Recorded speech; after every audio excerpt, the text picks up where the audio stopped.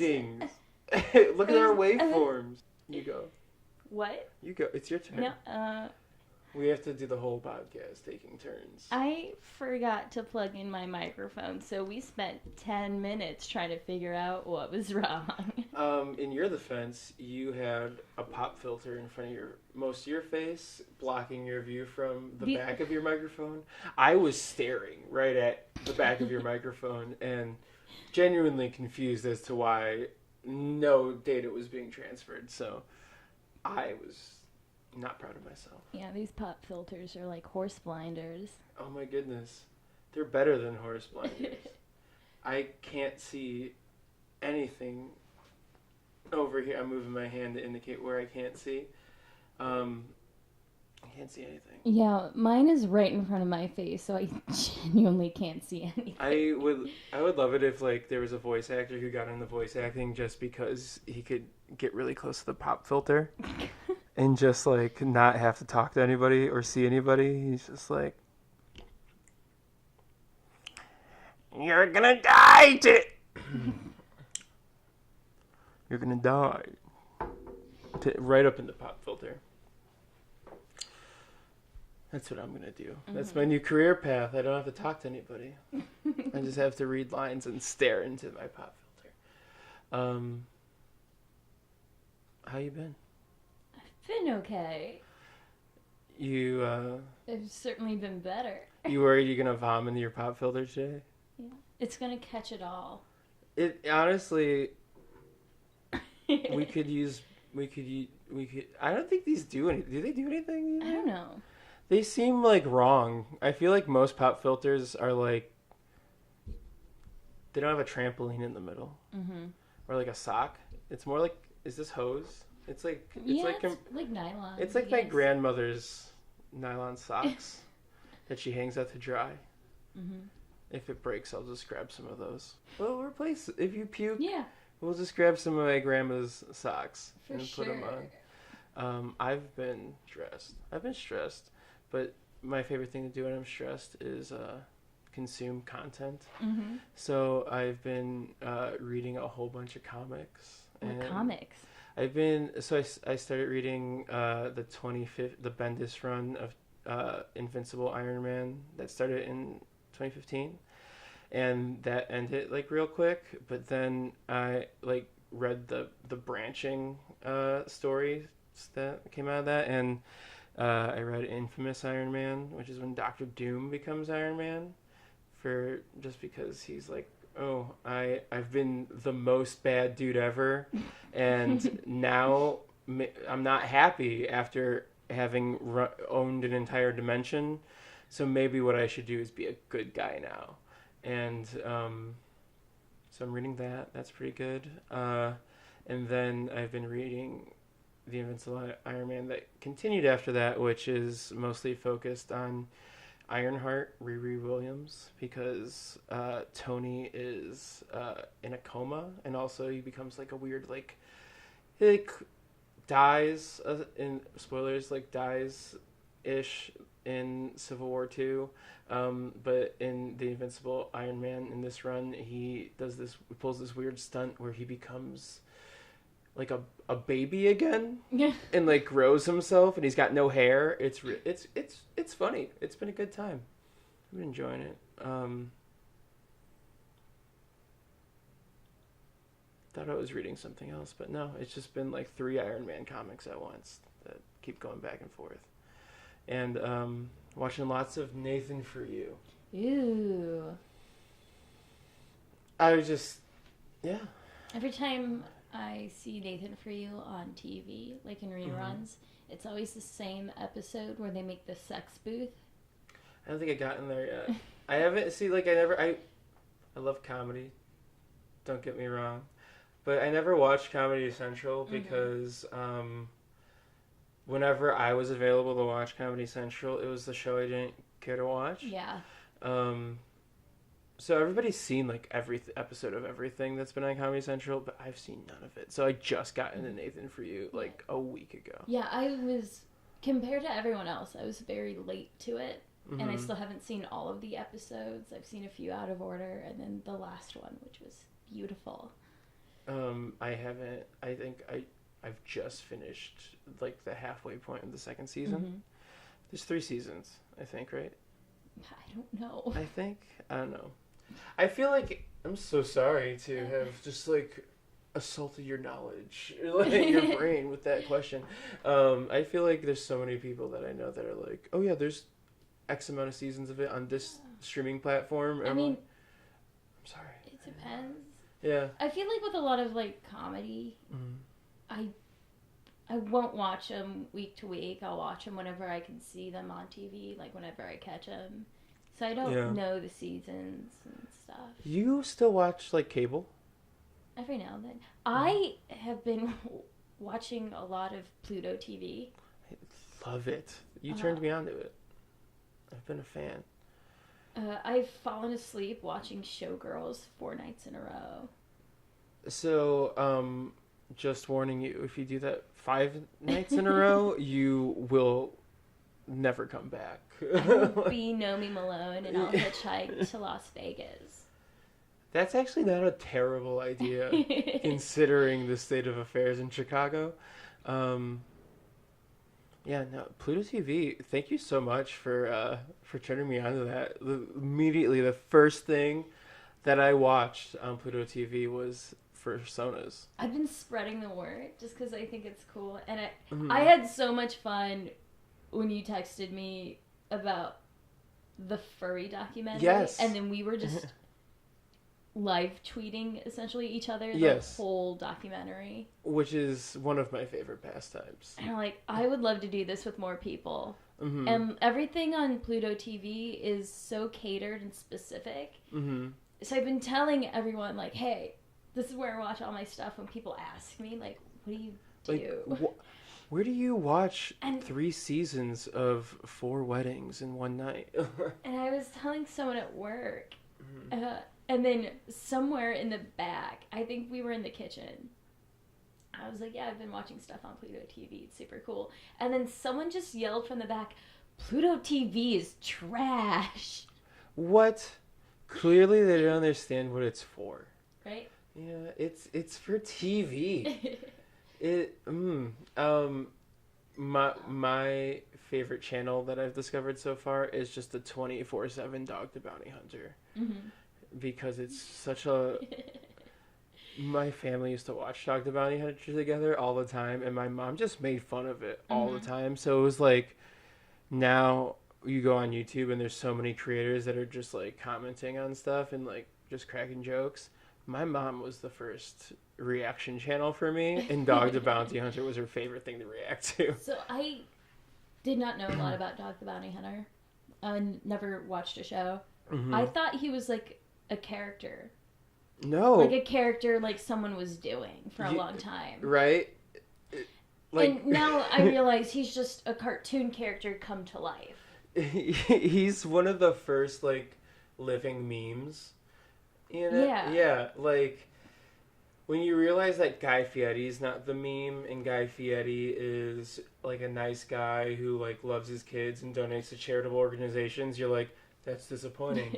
When you find out that Dog the Bounty Hunter is completely self-aware, you're like, fuck yeah. I still don't know a lot about Dog the Bounty Hunter, but I feel like he's what happens when someone poorly describes Hulk Hogan. Yeah, he's got sunglasses, blonde hair. He's wrinkly. He's tough. He gives motivational speeches while handing people cigarettes. No, that's just Dog. My favorite thing about Dog is that every episode's the same. It's like, here's the perp, here's who we're chasing. We got a tip. Tip's busted. Bad tip. We didn't catch him. Uh-oh. We just got a call.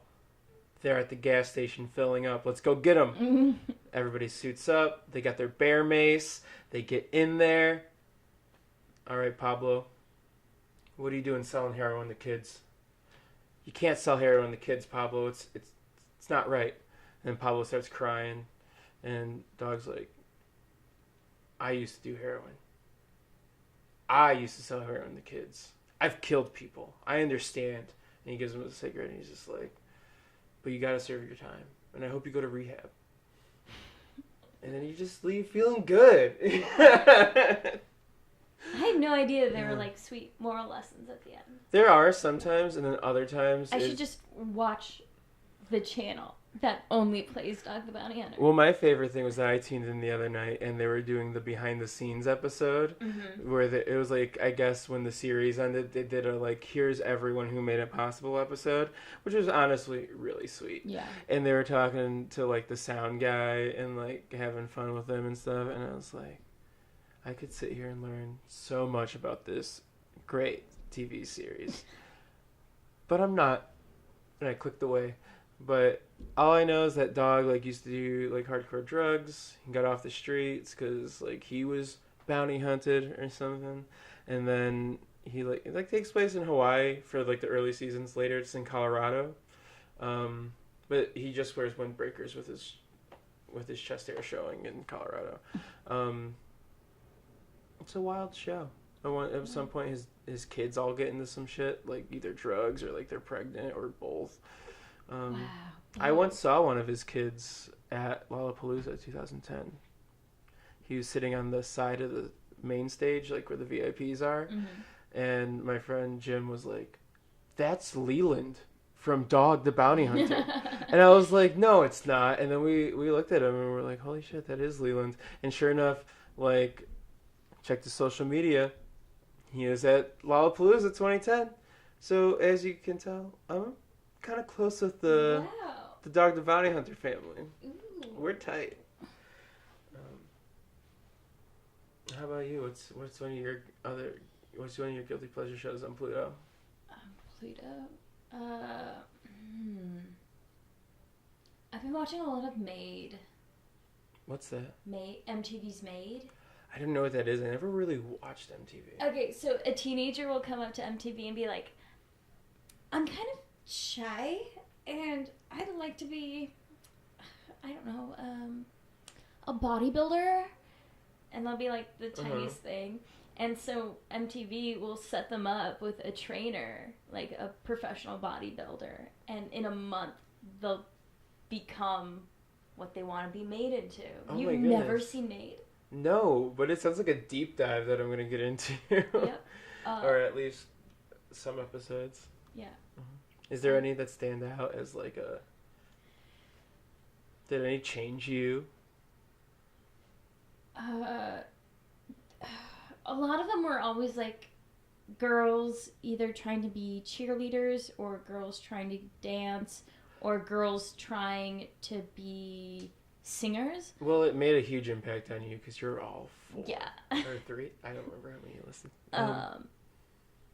Podcaster, 4th. I remember one episode, this like tiny pink girl really wanted to be like a screamo.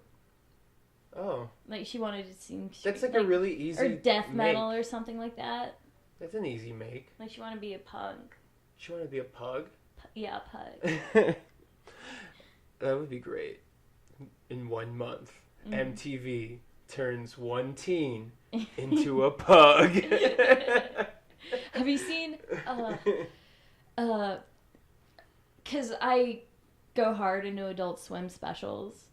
I haven't seen maybe one. My Adult Swim education is not good. It's like just Tim and Eric. Gross. So please enlighten me. I mean, all the specials are on YouTube, and just look up Alpha Chow. Okay, Alpha It's Chow. a good one. It's a good one.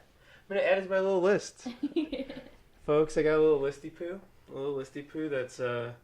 That's things that Allie suggests for me to watch. Yeah. And it starts with a checklist, and then I take little notes. Oh, you really do. See, so like I'll write them in, and then I check them when I'm done watching them, and then I feel so special right now. You are. You're special. I wouldn't host a podcast with someone who wasn't special. What I love that for personas in here, I wrote get notes from Filmlog or from Chatlog, And I was just like, we took notes for the whole documentary essentially, so I don't need to. You titled it DIY Film School. It's my favorite.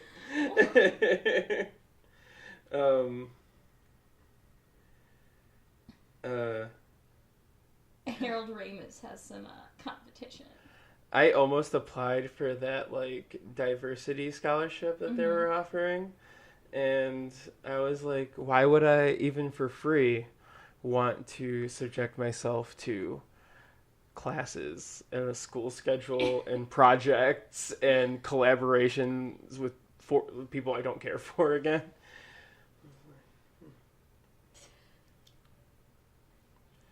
So I didn't apply.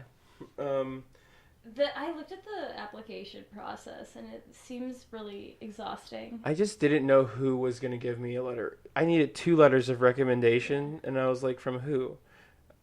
One of my college teachers who taught me music education? I for sure know I definitely have one professor from college who would have gone hard with a letter of recommendation. Yeah. I think maybe I could have. I don't know. I just like, I feel like I've cut ties with my college so hard. And for me to go back, they'd be like, why aren't you teaching music? Because I hate it. And they'd be like, fuck off. We're the College of Music. For reference, my one guaranteed letter would be from my comic book professor. I'm lucky. Mr. Blair Davis, who gave me an award for excellence in my field.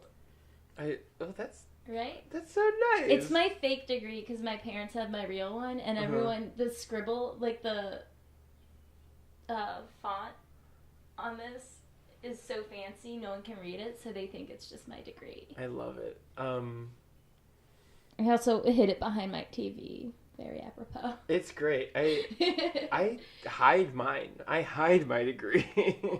I don't show it off because it makes me feel like a failure.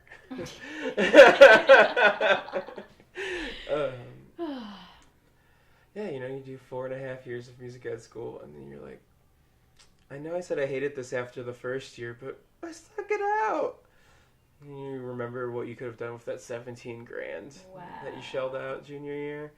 And you just get depressed. But I've sent some emails to my college professors like, hey, you helped me out a lot in school.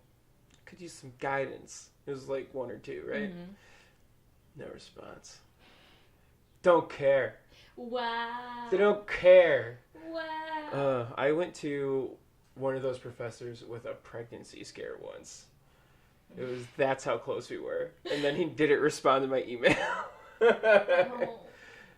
It's going to be so funny because he's going to probably listen to this and send me an email and be like, hey, I heard you talk about me on your podcast. I'm here if you need me. And I'll be like, I'm an asshole. If you're hearing this, I'm sorry. And if you're not, you're probably not. Anyway, for Sonas though, we need a plan. A screening? A screening. 100%. Also, but is it it's gotta be low key though, because it would be yeah. It would be kind of hateful. If we made a big thing about I don't want it to be hateful. Is it hateful? Should we even be talking about it here?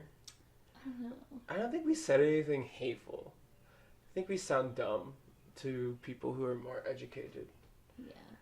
But I will say the documentary. I want to get into the documentary and who made it. Can we just say that when I originally talked about Pluto TV to you, we also had a conversation about furries and Wait, was that? Yeah. It was in the same conversation. So then it was just fate that when I logged into Pluto TV for the first time, and I thought it was so funny. That's amazing. I didn't know that. Because you were asking what are they about? Yeah. And then you immediately... I immediately had my questions answered. You're right. From Pluto TV. So, it's really a great platform. And you can stream stuff.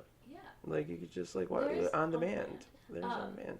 I keep catching bits of this one movie that I actually need to watch in its entirety, but they don't have the movie on demand. It's on a different streaming service though, and I know that for a fact. So I'm gonna watch it. It's called Android Cop, and it's A completely original idea. it's called Android Cop, and it's a mockbuster of the remake of RoboCop. So like the remake came out, and they're Yes. like, we need to duplicate this, and it's called Android Cop.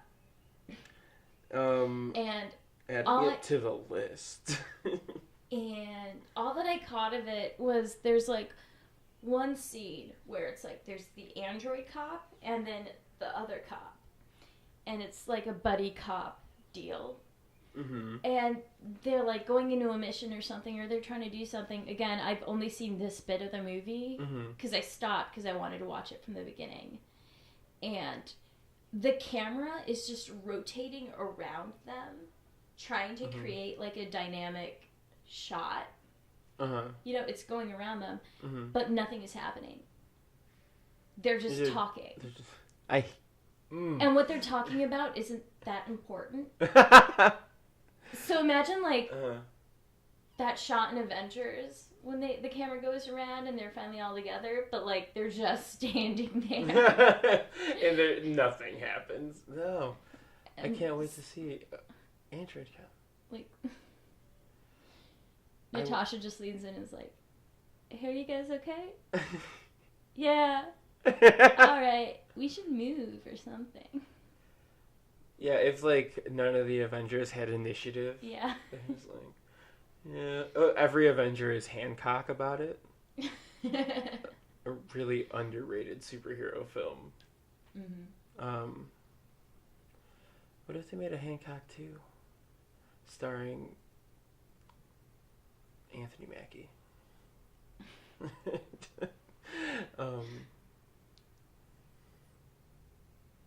We just keep switching Idris Elba and Will Smith and Anthony Mackie for each other. That'd be great. It works.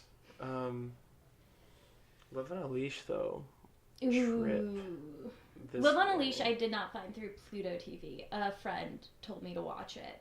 Well, good friend, because I don't think I've taken more notes about a movie so I've quickly. never had an experience quite like Love on a Leash. It reminds me... That is one we do need to screen. We do, yes. Like a live screening. That would be great. Should we summarize? Please. I mean, you've seen the whole film. And she gets a LaCroix from across the room. Wait, let's take a moment. This is my ASMR corner of the day.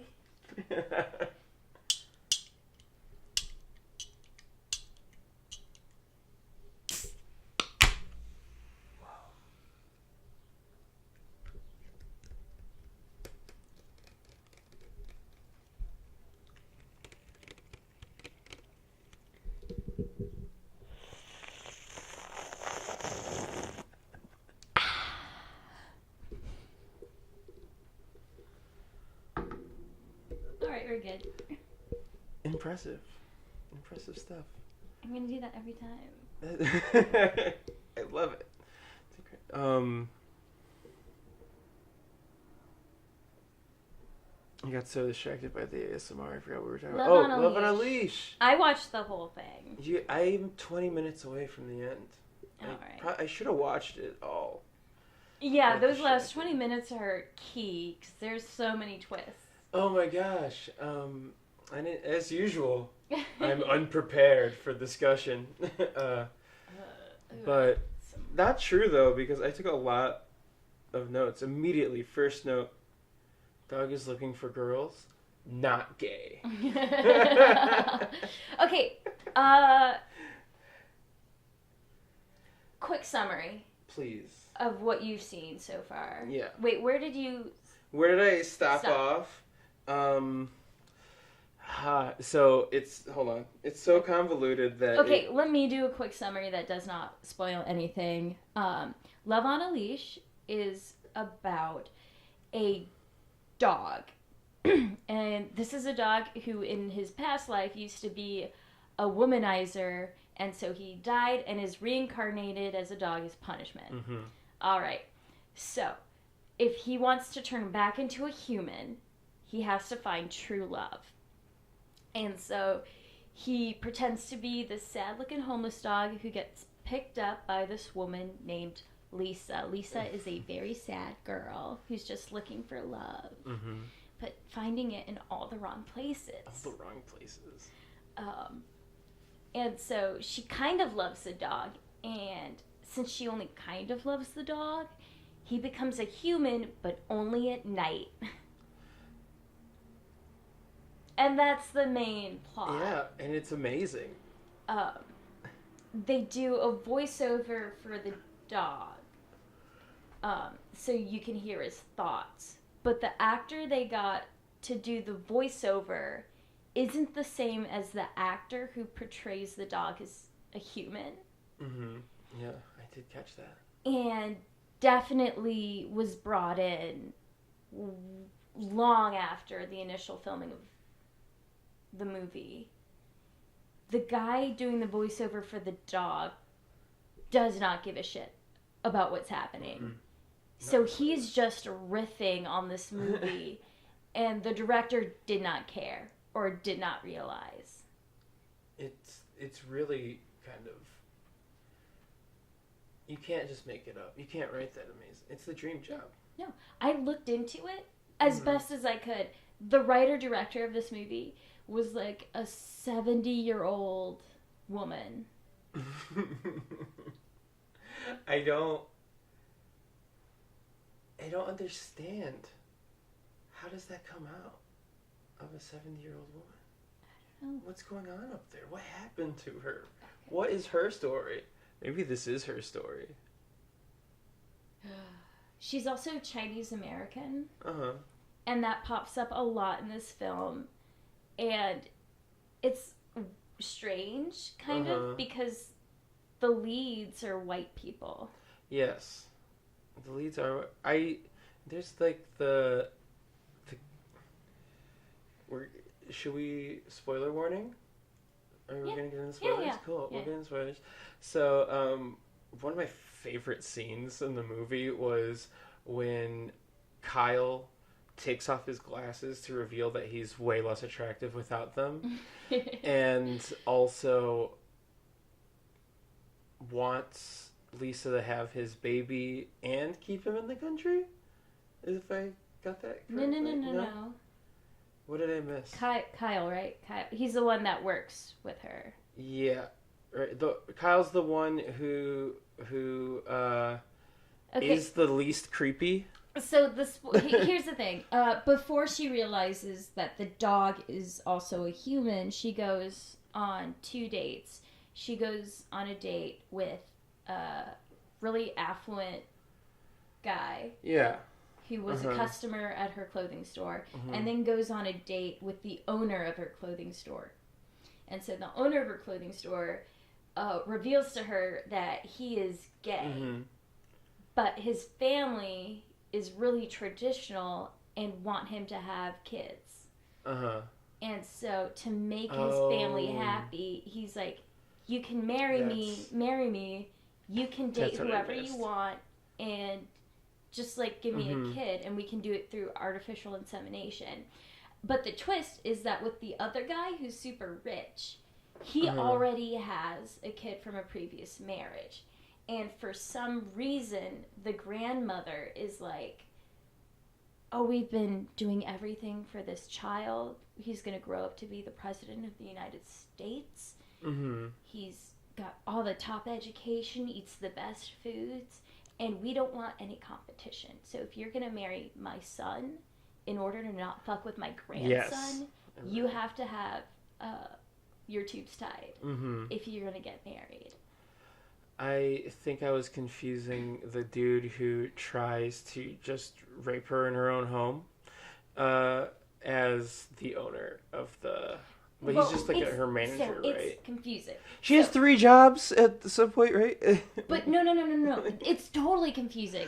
So Kyle owns the business, but then there's the manager.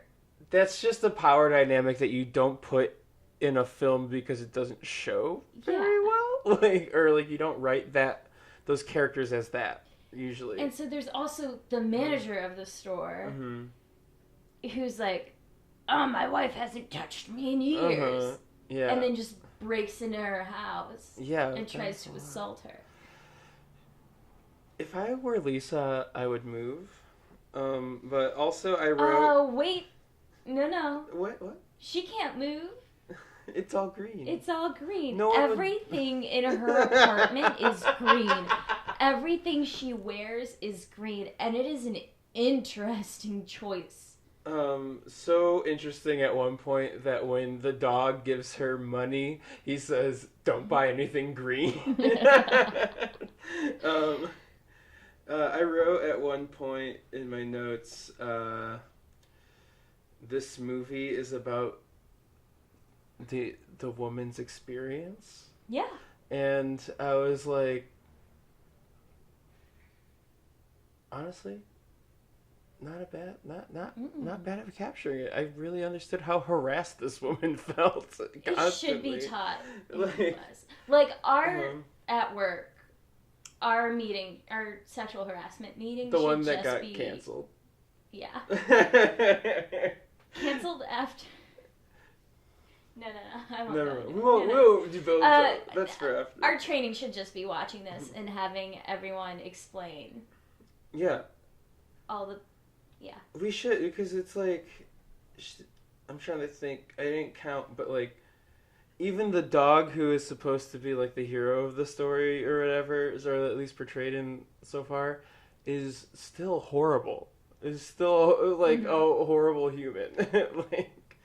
But I mean, I guess the two leads wound up getting married after this movie. At least something good came out of it. Yeah. I mean, do you think it's so bad that it's good? I do. I think so too, because I was glued to the screen. So much of this movie is ADR. Please remind me of what that is again.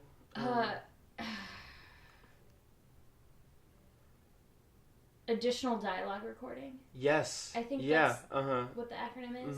So they couldn't get the audio during the shot, so they'll go back and dub over it. Yeah, I wrote the restaurant scene because it's incredible.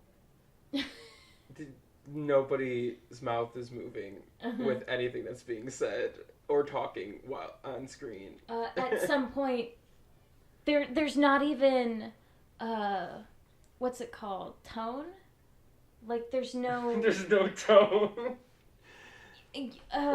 So like at the beginning, I thought my TV wasn't working or I had muted it because the ambient noise drops out all the time. Because when they do ADR for this movie, they drop the background noise from like the original shot so much. So okay, it's like when you get a. Do you know a lot about like sound? Like sound and film. I know enough that I've made I've mixed sound and video together, and I've seen it lined up. So I mean, I very loosely. So like, I might not have like the vocabulary to explain it like the proper. And nobody's gonna shame you. But like for in a this proper film set, I think it's like tone.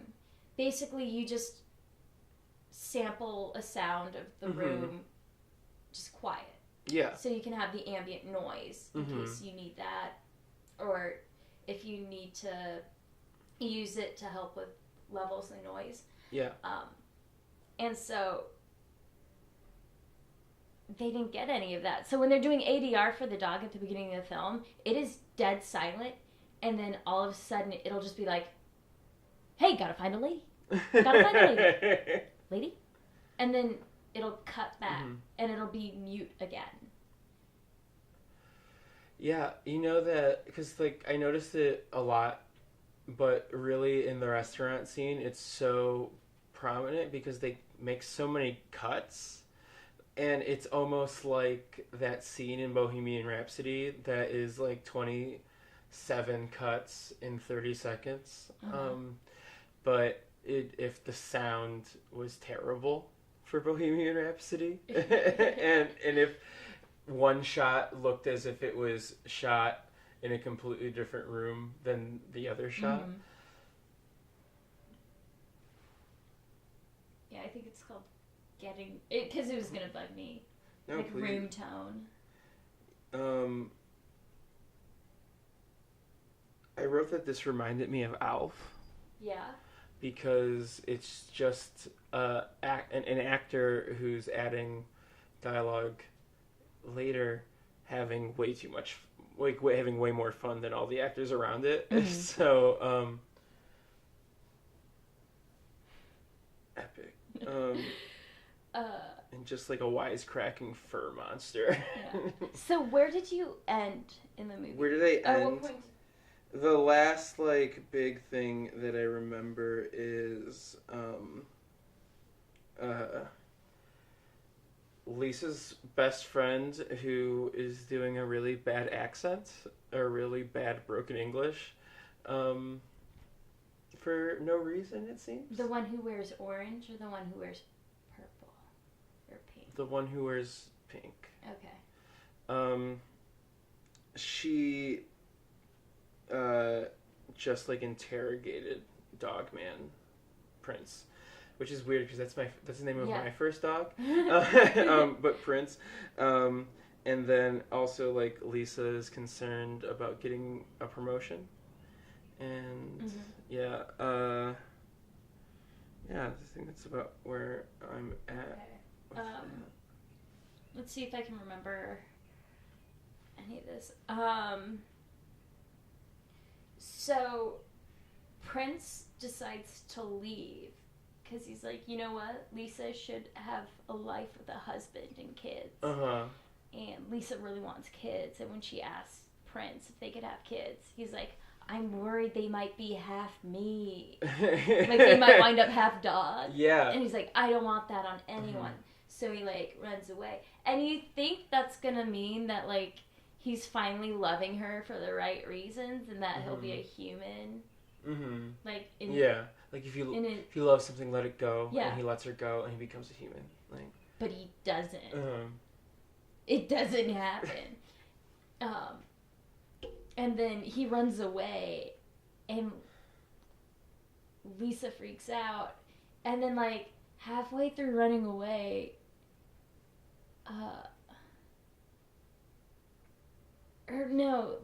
there's like that magical spring, like those sprinkles, those digital sprinkles that he talks to whenever he meets I love that you called them digital sprinkles because I was killing myself trying to figure out how to describe those.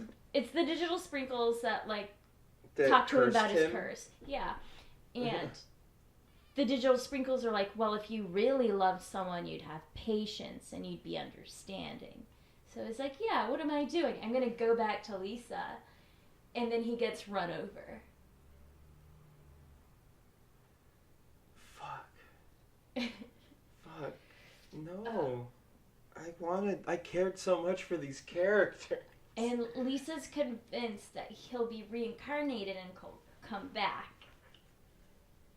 But as a baby? So here's the thing. Lisa's too dumb to realize that him being reincarnated is going to start from when he died. She thinks he's going to come back as like a full-grown man, like right away. And it's like years later, she's an old woman. It's just her with baby powder in her hair. She runs into her friend. And her friend's like, Lisa, you're a dumb bitch. If he comes back, he's not going to be our age. He's going to be... It's like 30 years later. They're like 60 or something. She's like, he's going to be how old he was when you first met him. By now. He's going to be 30 years younger than you. And she's like, you're right. Wait, but why would he reincarnate? I don't know. And where would he reincarnate to? And so she puts her apartment up for sale because she thinks it'll catch his attention and he'll come and like find her. Uh-huh.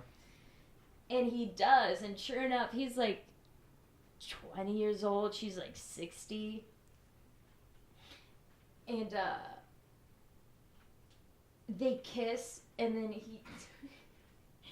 they kiss, and he instantly ages to like match her age. Because he's no longer cursed? I guess. Magic. And then they decide to get married, and while they're getting married, they both become young again. And that's how it ends. And I've been bringing this up. I brought it up to my friend who showed me this movie. I'm bringing it up to you. And I'll bring it up to anyone else who I tell to watch this movie. Mm-hmm. I'm pretty sure this is a prequel to The Room. An unofficial prequel. Yeah, that's right. You were like, there's a lot of parallels. Yeah. Like, I noticed some off the bat, like Lisa. Everyone is in love with Lisa. Everybody loves Lisa, and there's she has an ailing mother obsessed with her getting married. Mm-hmm. She keeps getting dresses as gifts. Oh yeah, that's right. She gets 2 dresses in this movie. Like one from the manager and then one from the dog. That he bought with his dirty money from fighting ninjas.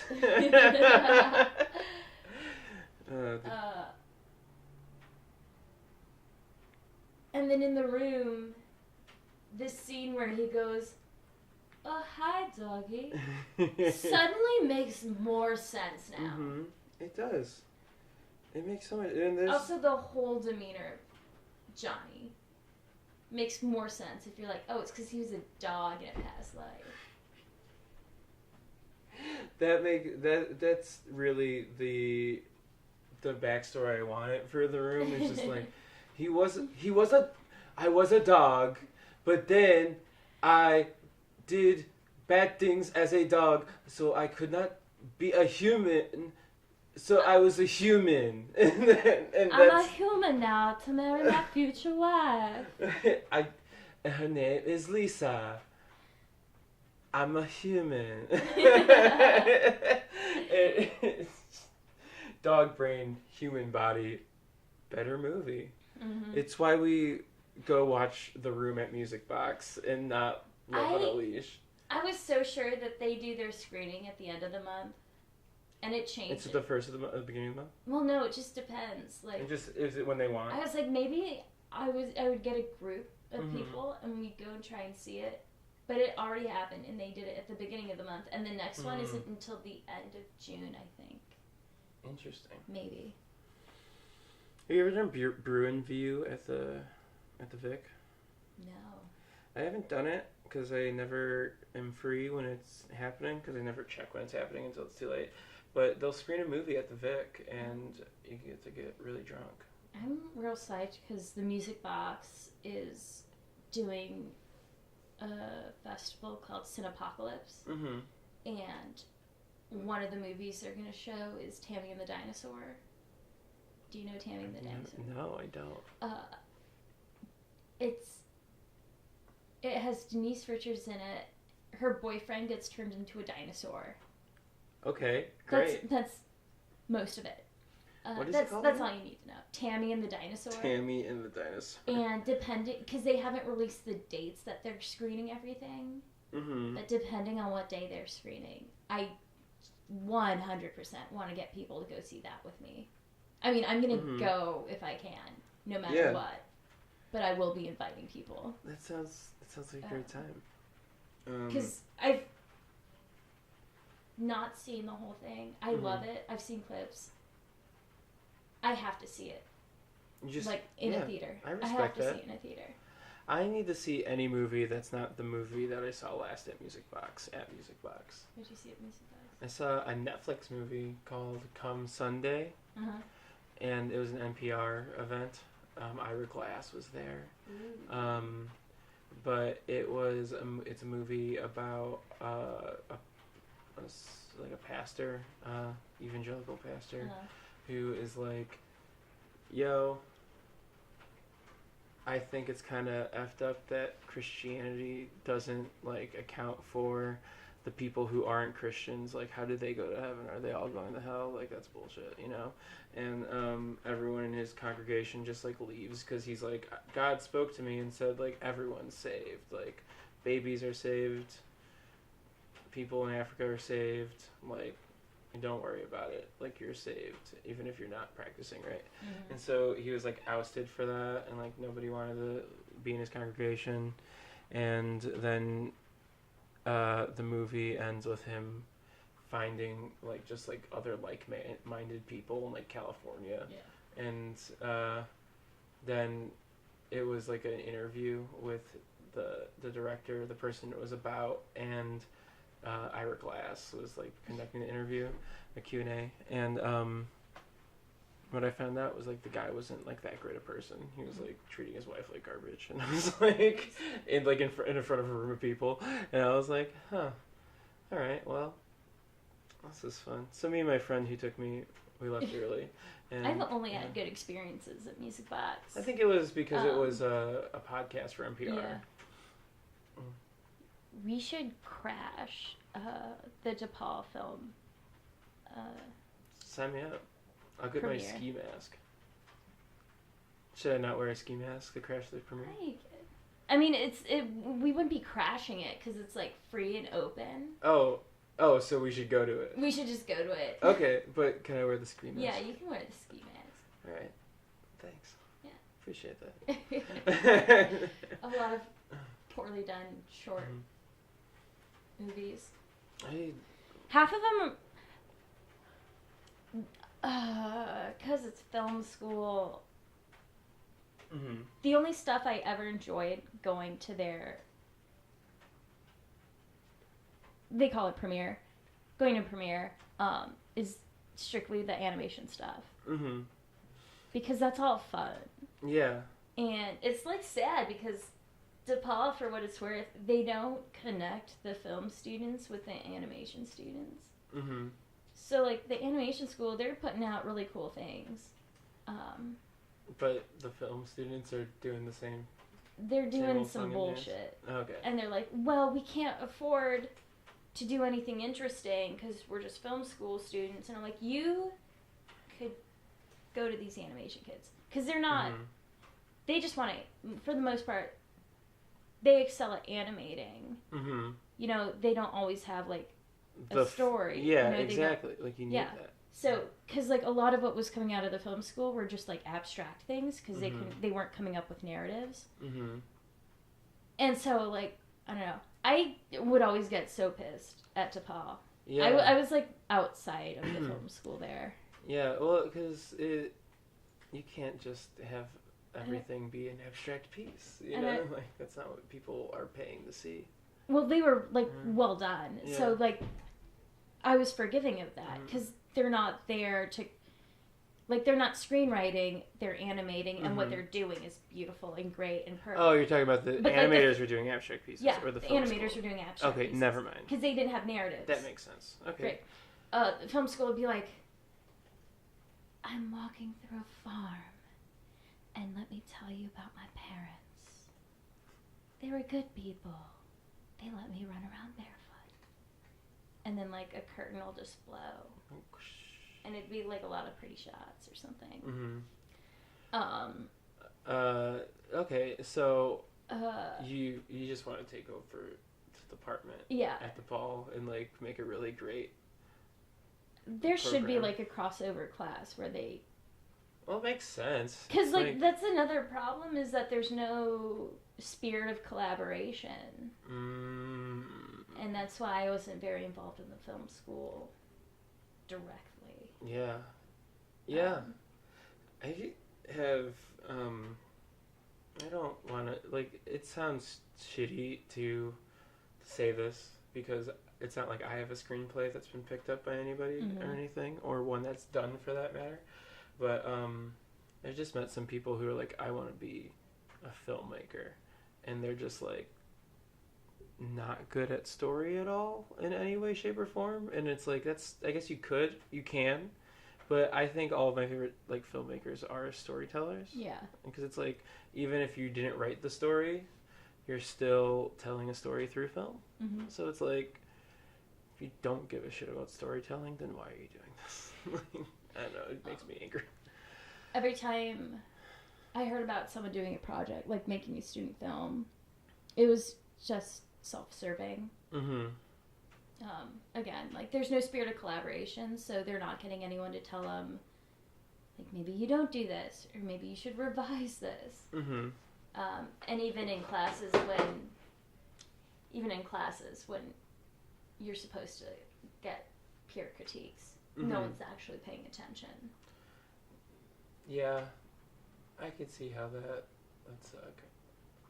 I almost went to school there. I almost paid a lot more money than I did for my useless degree for the same degree. Not the same degree, but that film degree. Yeah, it's mostly like they're only screenwriting, so they Mm-hmm. they can say they're a screenwriter and director. Mm-hmm. Um, But but they're not also, putting in the... But also, it's just because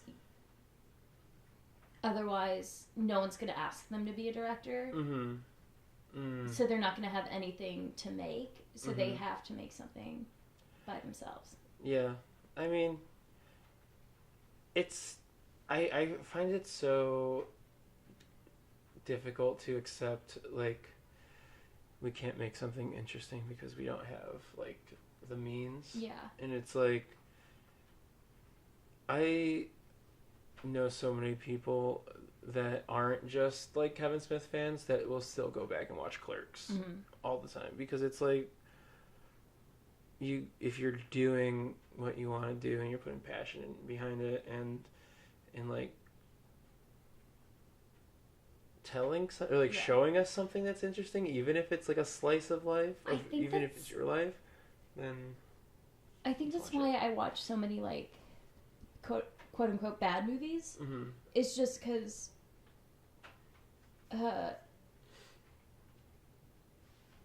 strip away everything and you just look at the stories. They're interesting stories. They're creative and things you would not see anywhere else. Yeah. Maybe they were executed kind of poorly, but even in the execution, there's something interesting there. Yeah, and I think one of my favorite things about, like, bad movies, especially bad movies that are so bad that they're good, is that they almost seem like a child did it. Yeah. And it's like, they didn't leave any of their ideas out. Like, did they surface all of them well? No. But is it like, oh, it's like, yeah, it's a problem that they have 17 different major plot points happening in a hour and a half long movie, but it's like it's like their internal editor is so off. Yeah. And I'm jealous of it in a way. Like, I wish I could just, like, release that to the public and be like, this is great. But also, like, I am unforgiving of anyone who's like, I can't do any out there stories because there's no practical way of me getting that on the screen. Like, there's no way to film it. And I'm like, okay, it's so easy. Yeah. You can make your own green screen out of anything. Mm-hmm. They're, like... And, like, the amount of apps that do, the amount of like, apps. Chrome key, and Chroma even key. just because, like, my dad's really into Harryhausen films. Mm-hmm. So, like, the stop motion stuff. And, you know, you look into, like, the history of, like, old special effects. Mm-hmm. It seems hard. It's so easy. It's like... Yeah, it's... Things don't have to be CGI. You can figure out stuff on your own. You can 100% if you put really somebody in a 200-pound Godzilla suit. If you really wanted to make a movie, like, you really wanted to make a movie, and you were passionate about it, like, if you loved filmmaking, you'd find a way to do it. Yeah, like, instead of finding an excuse all the time. It's like, I was laughing at myself because I was just like, I needed a creative... Like, I just needed to be creative for, like, a hot second. And all I did was make this image of Chris. And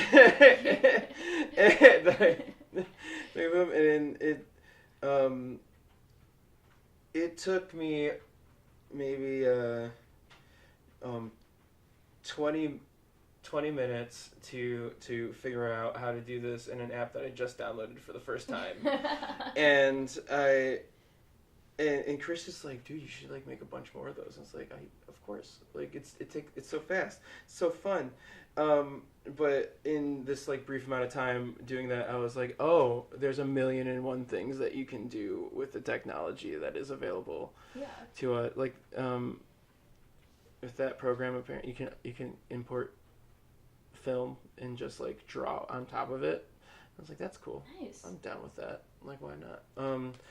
And it's like when you like look at some of the effects from back in the day, like I love like 80s special effects where it was drawn on. Yeah. 80s, like it was usually like lightning stuff. Yeah. So like in lightning, Highlander, lasers. and then Star Wars, whenever the Emperor does lightning bolt thingies. His fingies. That's all drawn on the film. I love that. And then they're also like, I want to say, there are a lot of experimental films. Where they would just take film and like draw on it. Yeah, it's like, why not? Yeah. Like, why not? Why not do those things? Why not take the risk? And I guess you could just sit home and watch Netflix because it's like it's easier to do. But you hear that, folks? Get off your asses this rainy evening and go work on your We cards. should make a movie. I want to make a movie. We should get a group together. Yeah, we absolutely. Figure something out. Would you be opposed to intentionally making a bad movie? I would not. Because I have so many bad ideas. Please tell me. This was something that was swirling around. I was like, if I wanted to make something right now, what would I want to make? And just because I've been watching so many bad movies. Mm-hmm. A movie about students making a student film and then realizing that it's going to shit. Uh-huh. And it's just like is the film the film? Huh? Is the film that the people are watching the students film in the movie? No, they're watching them make it. Okay. So, like, it's not like a mockumentary. Mm-hmm. Okay. So it wouldn't be there's not layered. There's like, not I don't want weird it to like I don't want it to okay. be like another like oh here's like a documentary about people making a movie. I would just want it to be a movie about people making a movie. Because I also just kind of love that. But also just like them being like realizing the actors they got are terrible, but they can't get anyone else because no one wants to be in their movie because they can't pay anyone. They're like, we can only give you like your reel and oh my gosh, get you food because they're students. I love that. And then just like, well, we need people in the background, so like, I guess just put down your stuff and like stop being a PA and just get in the bag. Oh, that's fun. And so like they don't know what to do, and so it's just very uncomfortable. That's really fun though, because like you can. There's a lot of personal experience in there. I was in a student film, and apparently it's been winning awards, I guess. Oh wow! But I was in it because they're like, a friend asked me to do it with her, and they're like, we want girls who know improv. It'll be cool. You're gonna be like high school girls, and like you're gonna be at the stand-up show, and you're gonna try and be cool and whatever. The director did not give us any direction at all, and he was like, we'll have catering and we'll give you footage for your reel. And I was like, cool, it's just something to start out with, and I'd like to have something for a reel to put together. Every shot that I'm in, you cannot see my face. My hair is in the way, and they saw that and did not say anything, didn't tell me to move my hair back. No. And I didn't do anything because the one shot where it's like really bad because they hold on it for so long, it's like me talking to this guy, and they have like shot reverse shots, so they have my face talking. And this one we were shooting this forever Mm-hmm. because I was reading my lines pretty earnestly. Like, I was like, yeah, I'm like a teenager trying to impress this like 20-year-old guy who I think is cool. So I'm gonna want to try and sound like a teenager trying to sound cool. The director did not tell me. He's like, no, I want this to be like a satire, so I want you to play it up and be more excited. So he was like very bad at like directing. Yeah. And so like it just went on forever. And so there are shots of my face that he just did not use. And now there's like this long scene where it's just like a bush of hair talking. I don't know. It's just, Film school. I feel like your bad movie idea could easily go to like a good movie pretty quickly. Yeah. Like it reminds me of like when you were describing it, I instantly got excited because it reminded me of Hot Rod.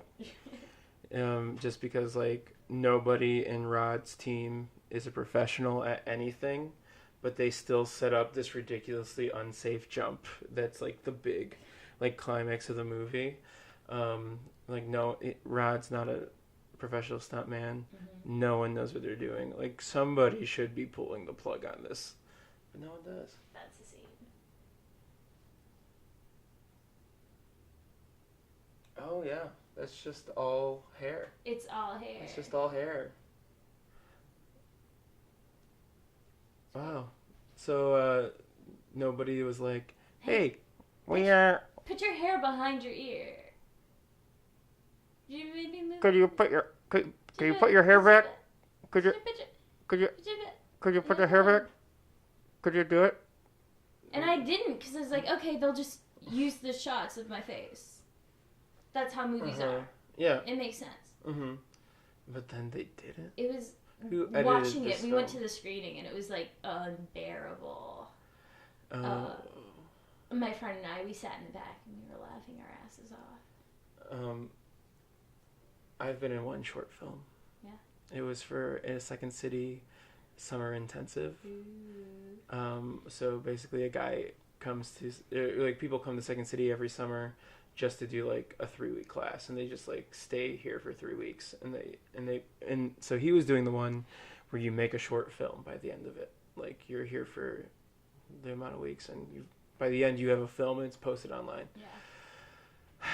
Well, I got asked to do it because a friend of mine was like, "You should do this, it's fun." I was like, "I'm young and I want to be a comedic actor." So I was like, "Yeah, absolutely." And I showed up and they were like, "You're going to be like dressed nice. You're going to be, acting, like look presentable."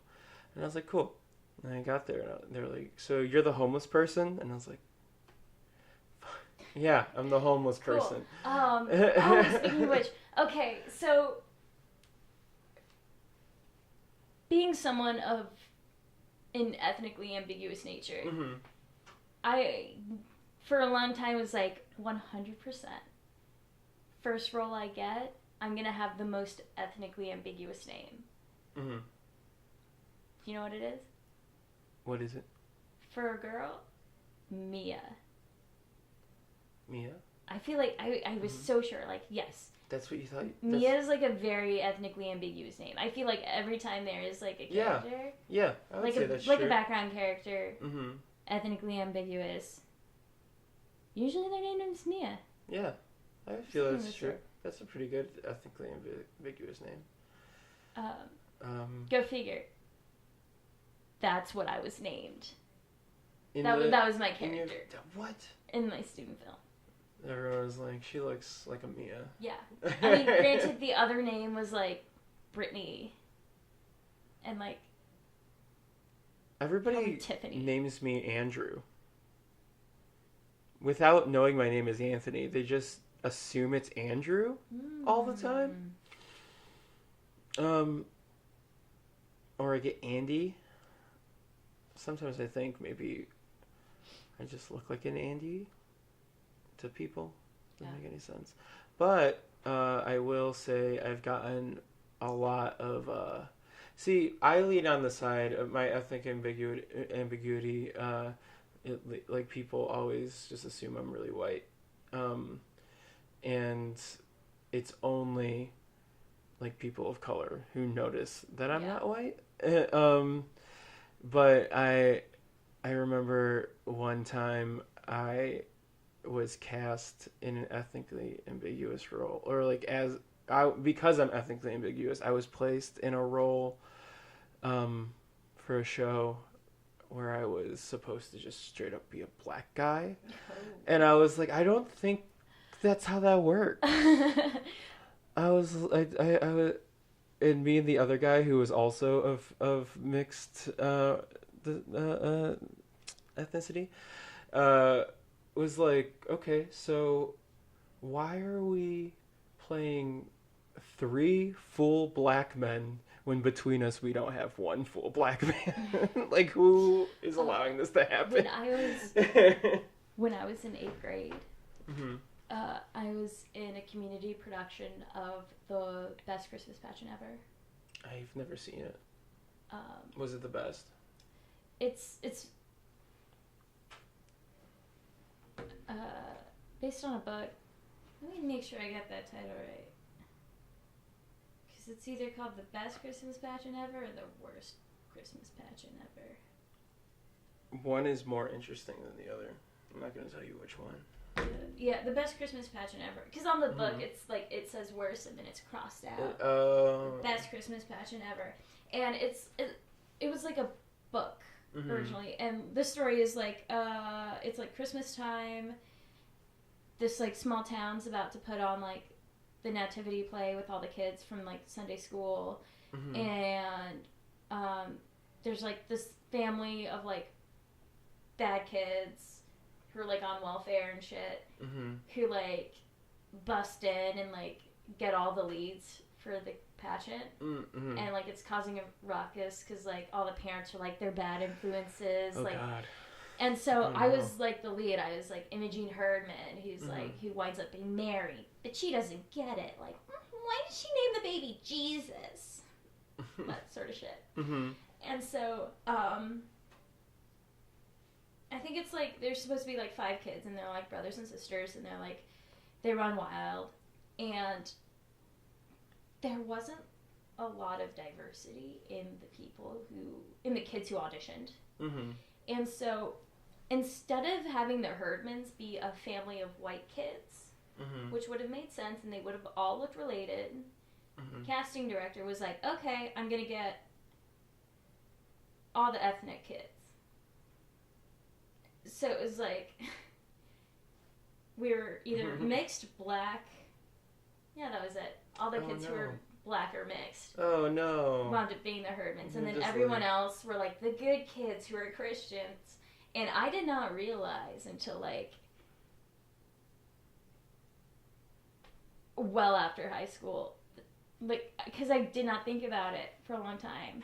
And then I found like my book and I was like, oh yeah, I was in this. Oh, that could have been so racist. The whole interpretation of that. And then, like, yeah, they bring up the fact that these kids are, like, on welfare, and it's such a big thing. Oh, my gosh. I played Pigpen once in a Peanuts Christmas Carol. Or Peanuts Christmas, whatever. Merry Christmas, Charlie Brown. That's what it's called. So, I was dirty. I was covered in baby powder. Facial makeup. Cool. Anyway. No, yeah, that's kind of... I see why they don't put that show on too often. I don't like it when... I mean, they made a movie out of it, like, a long time ago, and, like, all those kids were white, too. Yeah. So, like, it just depends on, like, how you do it. I guess.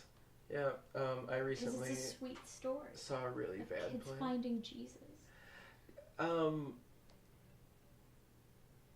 Yeah, Kids Finding Jesus is how I just like to spend all my plays about kids finding Jesus. Actually, I used to love VeggieTales as a kid. It's not actually like a religion. Oh, it's just a Christmas. It's more like Christmas. It's just like these kids like don't have parents to take care of them, and then they're like they go to Sunday school, and people are like looking out after them and giving them food. What did I watch? Oh, this Christmas my family watched the Mariah Carey Christmas, and it's an animated Christmas special with Mariah Carey, playing herself as a child, but all of her siblings and her dad, or like her family, like they look like brown. They're brown. Mariah's not. She's very white and has her blonde, long hair that she has now. And she is mean to everyone in her family. And everything's like great for Mariah, except for the fact that she doesn't get the dog that she wants for Christmas. And she hates this dog, and she's really mean to this dog. And the dog keeps doing like things that get her in trouble, but it's only because she's being a bad dog owner. And like eventually she learns like, oh, I do love this dog, and like it's a Christmas miracle, whatever. But like, excuse me, Mariah Carey straight up had an animated movie made about her where she plays a version of herself that is like 3 feet tall and still an adult, acting against the actual like representation of her childhood. It's really bizarre. But I guess when you're a pop star, it's hard. Being an ethnically ambiguous pop star, difficult. People always want to put you one way or the other. Look at poor Michael. Really? It's the episode of this podcast is titled "Poor Michael."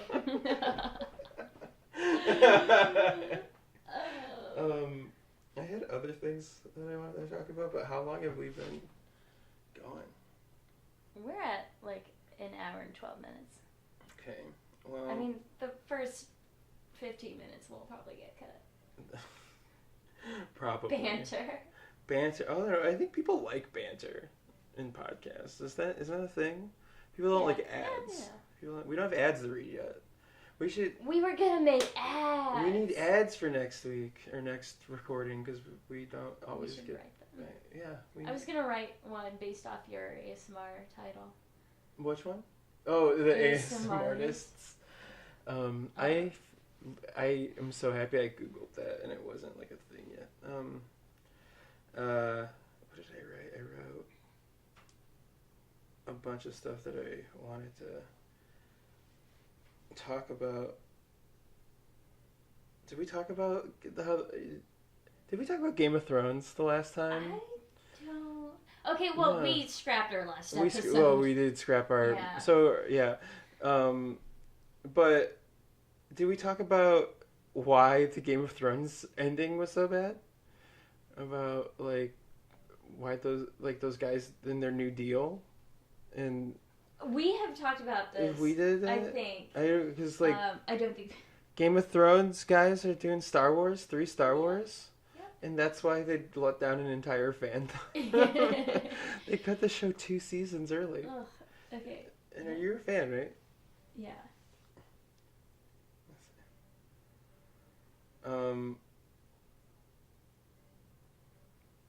I don't know why I wrote this new trilogy is going to feature Jar Jar running a Jedi orphanage. I don't know why that logic sounds like... I feel like it would be his, like... Oh, because I wrote that when I watched the trailer. It would be his, like, redemption for basically ushering in... Yeah. The he Empire. Feels bad about it. Because he voted for Palpatine. Uh-huh. Oh, my God. Thinking it was for the best, because apparently he was, like, a senator... Yeah. Or acting senator. Because somebody elected Jar Jar Binks to office. Yeah. I wrote Rey is basically the Avatar, but the good one. Oh yeah, because in the trailer Luke's like, 1,000 generations now live in you. And I'm like, oh, so now she's just really good at being a Jedi with no training. Wow. Isn't that great? Isn't that cool? I'm into it. I'm excited. Let's just give us a good Star Wars movie where everything blows up. Yeah. That's all. I just want to see explosions. That's all I want. Yeah. I want explosions. I want to cry about somebody dying. I wrote, what happens in Avatar 2? Question mark.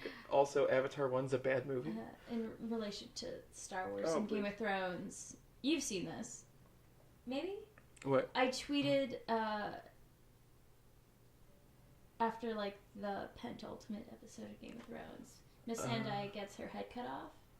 I don't think you know. I when you tweet about Game of Thrones, I look.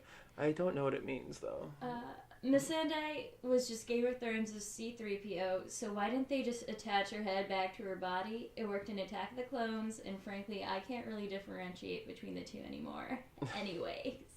See, that just made me not want to watch Game of Thrones because Attack of the Clones is my least favorite Star Wars movie. She's like an interpreter. She is C-3PO. Oh my goodness. They're like, we want a C-3PO character, but there's robots that haven't been invented yet. What do we do? Use a human.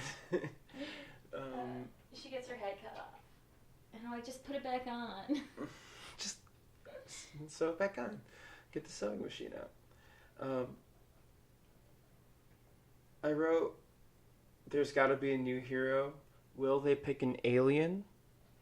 Whatever, maybe whatever Max Rebo is. I want them. Yes. More of those blue guys. Who's the singer in his band? Oh my gosh, I don't know what her name is. I knew her name for a while because she was the background on my phone. She's right up there with the I also got alien from... I would love to edit. It's called Jedi Rock. Jedi? That's a song that they sing in the special, like the re-edited version. Oh yeah, yeah. Because the only version that I have anymore on digital copies. Whack whack get a get a goo ba da ba ba da boo whack whack ba ba ba bow. Yeah. I think my favorite thing about I want to cut that song, like edit it, so that I can sing it at karaoke. I just need like a version of it on YouTube that I can sing along. There's only one view. It was uploaded 8 minutes ago. Did you upload this so you can sing it? Sorry, did you scratch and sniff? No, it's there. It's don't worry about it. I know the song. I'll sing from memory. I'll do it. Is it from the channel from user Star Wars Karaoke 1994? 1959. Oh.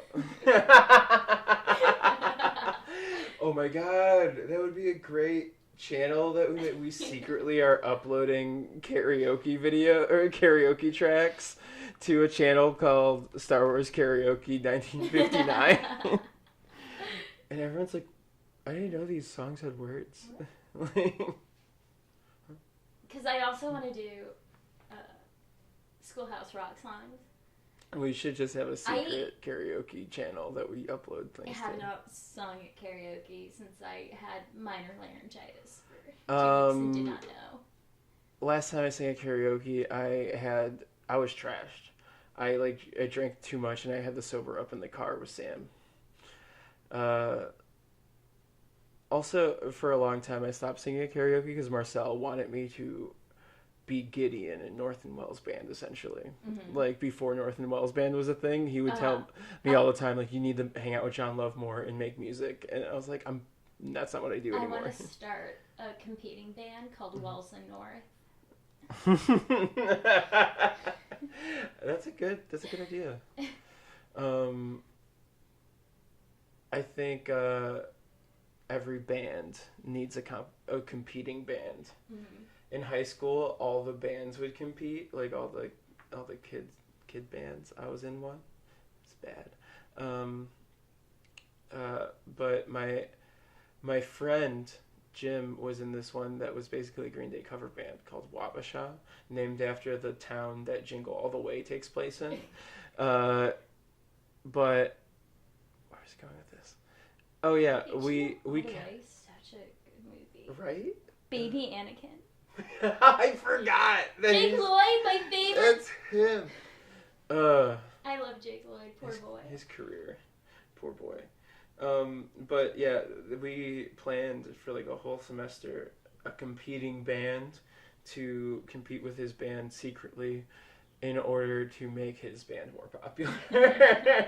It was really a Nathan For You, but in high school. We're like, to make your band more popular, we're going to create a fake band that is constantly arguing with you and starting shit so that people listen to both of your music, but really it's both bands are you. And it didn't work. It just ended up with everybody hating us. Nice. Well, not me, because I was like likable. A couple nights ago at karaoke, I convinced someone I'd never heard Mr. Brightside before. What were the responses like? Uh, Also, who did you convince? Kelsey. What? Yeah, Kelsey got really upset, and then was like, "Are you serious?" And then it took a while. It was like, "Oh, I'm just doing a bit." But I was like, everyone knows this song. What is this song? I've never heard it before, but everyone here knows this song. What was it? Was it in a movie? Yeah, no, that's... Did I tell you about the Uber driver that I had that only played Kids Bop radio on his Sirius XM? Okay, I've listened to so much Kids Bop. Please tell me you have a great reason. No, I was a nanny, and now it just like it's. Oh, it's okay, that's a stuck. great reason. I think it's also just like funny. It's so funny. I'll choose a Kids Bop song every now and then if I need a song on my Insta stories. Oh yeah, every now and then. I think it's just funny because it's like, I understand like playing nothing but radio edits when you're driving Uber because it's like you don't want anybody to be offended, but like these are children singing like in the club. Yeah. Maybe it was like a playlist that was like family friendly, and you're like, yeah, this'll do. Yeah. Non-offensive, and it's only Kids Bop. It's honestly, Kids Bop is more offensive than the radio edit. Or like he has a kid and was the only CD he had in the car. No, it was a Sirius it was XM a Sirius station. XM station. She was locked onto it. That was her. That was what she plays when she Ubers. Like she was used to it. I could not take it. But I don't know where I was gonna go with that. But I don't know. I'm gonna do a little check-in. How are you feeling? I'm alright. Alright, I'm This good. was fun. It's a good time. Always a good time. Always good. So much better now that we're doing them at like 2 in the afternoon. Yeah, I think 11 was just... 2? Depends on what you do the night before, you know? I'm Go to always bed doing my early. dishes right before you come through. Really? Yeah. Yeah? Yeah. Don't lift It's a my good time. sink now. I won't do it. It's only mugs. It's only mugs? I did half my dishes the other night. Because, like, I'll usually clean, like, Thursdays. Thursdays are clean. Yeah. But I have not been doing that. But, like, my sink is, like, to the brim with just coffee mugs. It's sad. That's not sad. That's, like... That's normal, I feel like. I like it. I also just have a tiny kitchen and too many coffee mugs. You get, like... I also drink too much coffee. I gotta tell you, you've really got the podcast recording apartment because it looks like a place that like you'd show to somebody like, do you record a podcast here? Like, I am waiting for people to start moving out so I can swap furniture. I'm so psyched to do that. Oh, I upgrade. Oh my god, I want to change out this coffee table, but I will only change it out with another one that's round because I feel like if I got a square one, it would just take up space. Like it, you want a round one because the people will be knocking their all your guests would be knocking their I also shins. Yeah, I have too many bruises. I might be anemic. I have like bruises from moving chairs for brunch 3 weeks ago. No, you'll get bruises with 4 those. weeks ago. Oh, 4 weeks. I still have bruises. I might be anemic.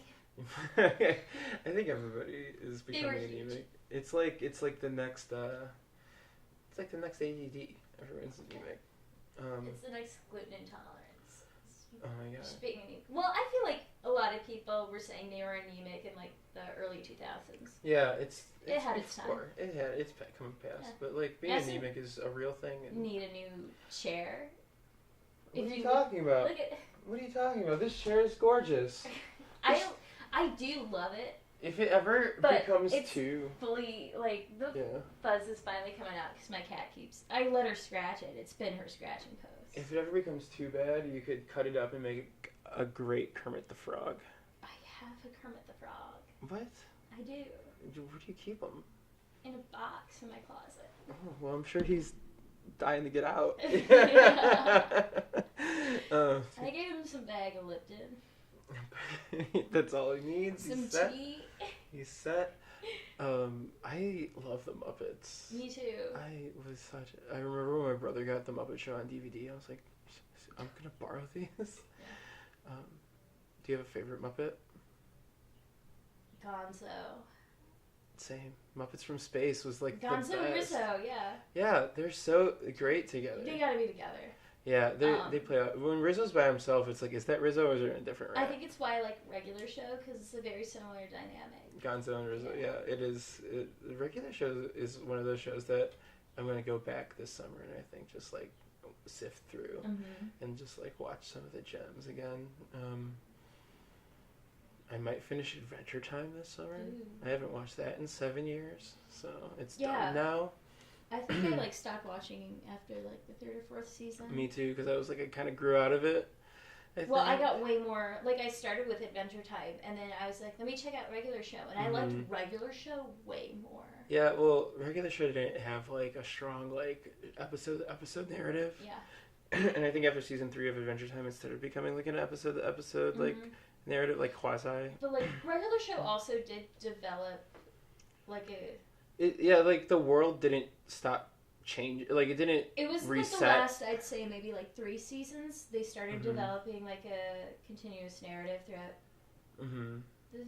But it was well done. Where even if you didn't know what had happened, you didn't need to. Like, you could figure it out. I would love to make an animated show just for the ability to write things like that. Like, I think that was my favorite thing about Regular Shows, like 11-minute episodes, and you were taken on such a journey, like so quickly, and it was such a good time.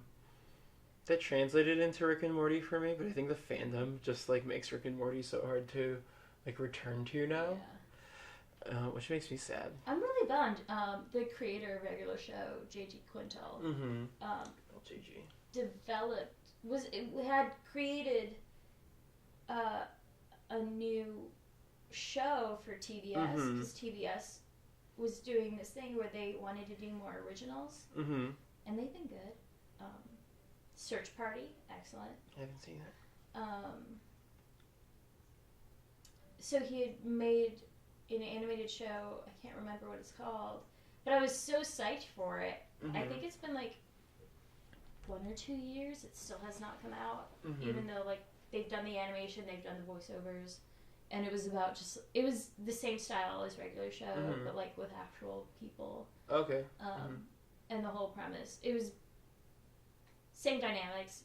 It was just about a couple with a baby, and they're trying to be young but also be part of a family. And that was the whole deal. Oh, but it's still surreal too. I like surrealism in TV. Me too. That's when people are like, "What kind of comedy are you into?" I like surreal comedy. I don't know how else to put it. It's very specific. It's either surreal or I feel like for me, it's surrealism is great when I'm thinking about comedy, and then 80 to I would say 80% of absurdist is still my wheelhouse. Yeah, absurdist. But I think there's definitely a place in absurdist comedy where I'm that's not what I like But you know anymore. what? We could never make it. You know why? Why? Because if you're not doing political comedy, you can't get anywhere. That's true. You can't. No one has ever. There's. Oh, yeah. You get.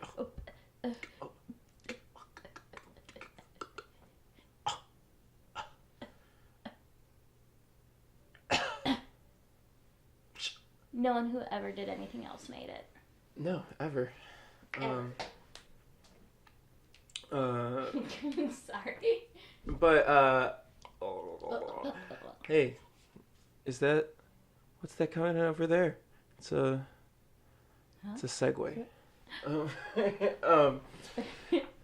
No, there's no segue. I don't have one. But I think I don't want to segue from that because I was talking about comedy. Absurdist Sorry, comedy. that was a dumb bit I did. No, I love dumb bits. Honestly, and we can edit this part out. Anytime you want to just go off the rails with a dumb bit, please. Yeah. I love it.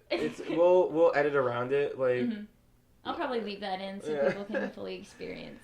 It's like people have to listen for the gems anyway, you know. Like heard it here for here.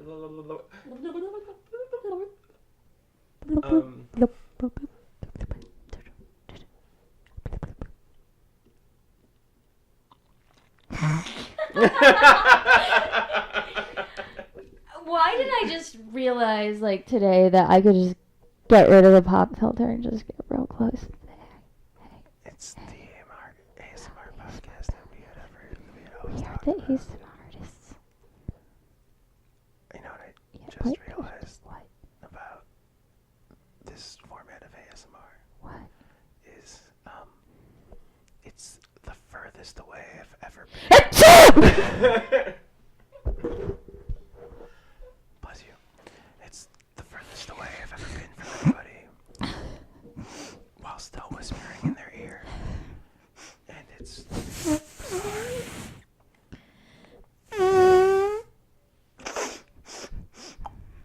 Sorry.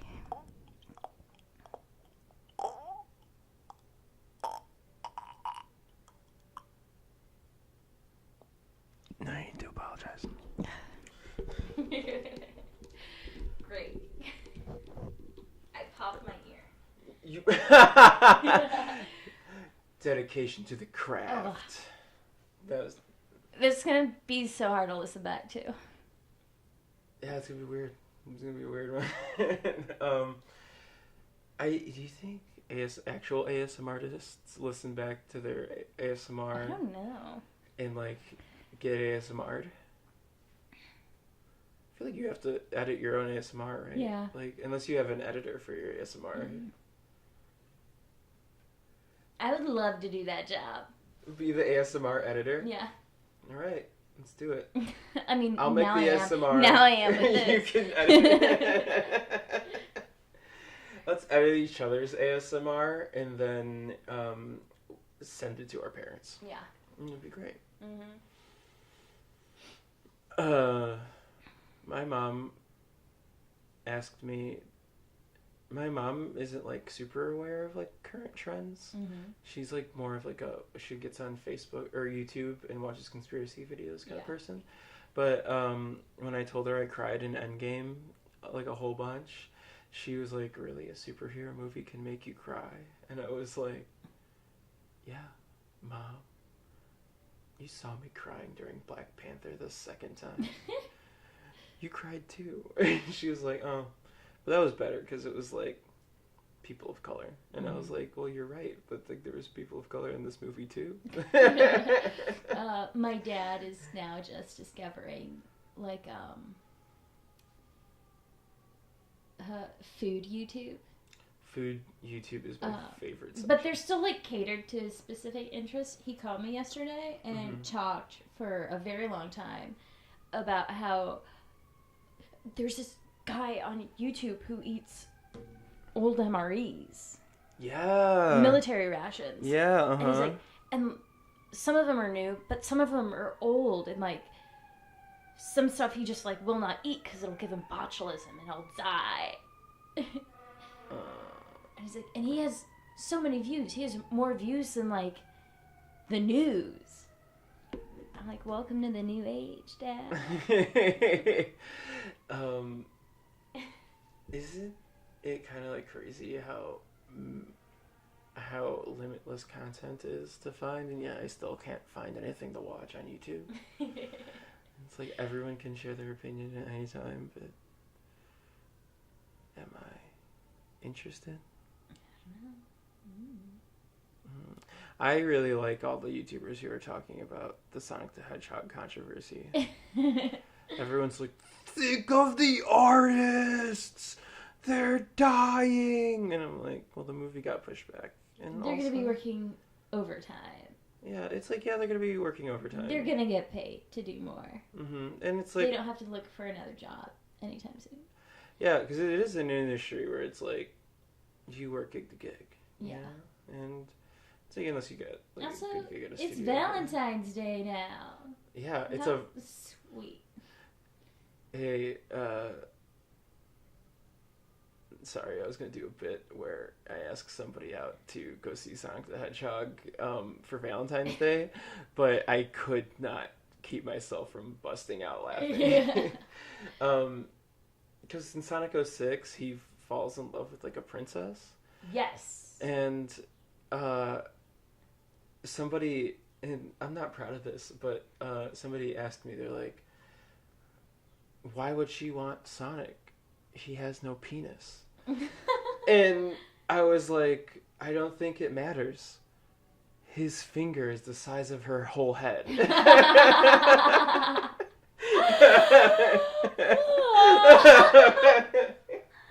Wow. And now all I can think about is Sonic Valentine's Day.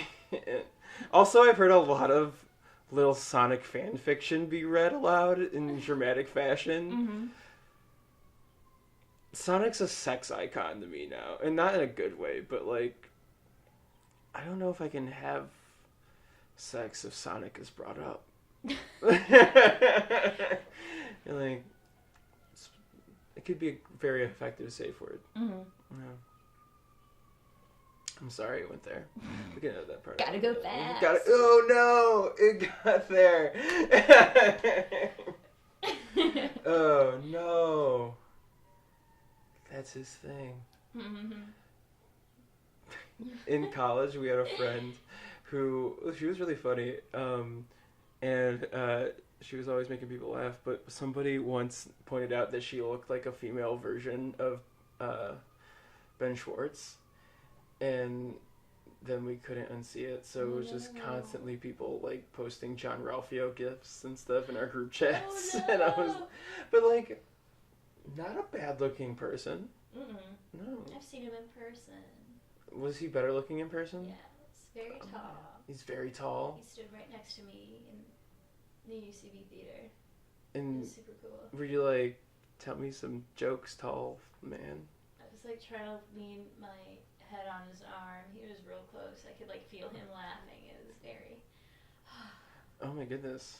I had a very similar situation when I met Jack McBrayer. Uh-huh. It They all wasn't as seem hot. like they glow. They do, don't they? Yeah, they have a glow. I think once you voice Famous people get a glow, and I hate it. They're so beautiful. Yeah, once you voice a Disney character, you get an extra glow. Yeah. It's like, yeah, no, that's true. Everybody gets a little extra glow once you voice a Disney character. I guess also if you're in a Marvel movie. Mm-hmm. No, Well, it's that a Disney reaches. movie now. That oh my goodness, it's that rarefied air. Also, I wrote in one of my notes. No, before I forget, Chris Hemsworth knew John Hamm. What? Like, he's like a hot dude who can act, like has actual acting chops, but mostly does like silly things. Comedy stuff? Like, Yeah. but like, and then while he's there, no one's like, he's the comedian. He's just a funny actor. Like, he can deliver he can deliver comedy really well. Like, Chris Hemsworth could be our new John Hamm, better than John Hamm. Have you seen The Greatest Event in Television History? No. It's another Adult Swim special. They did it like 4 years in a row. I think, and they did it twice one year, and it was like the whole bit is that they're trying to recreate like an opening sequence from like an old TV show, but like they show the behind the scenes and it's like shit.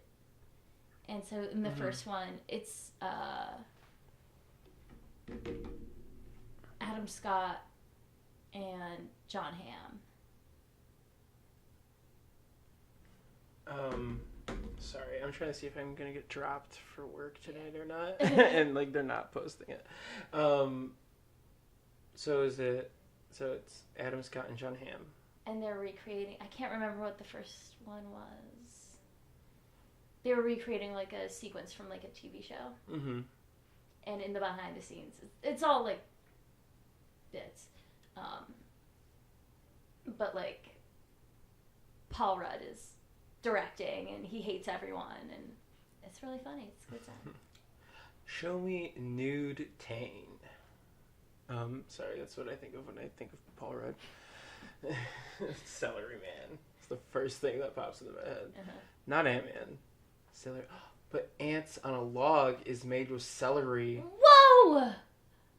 Celery Man is an Avenger by that. By that jump. By that time jump, we have gotten Celery Man into the MCU, and I'm proud of myself. Oh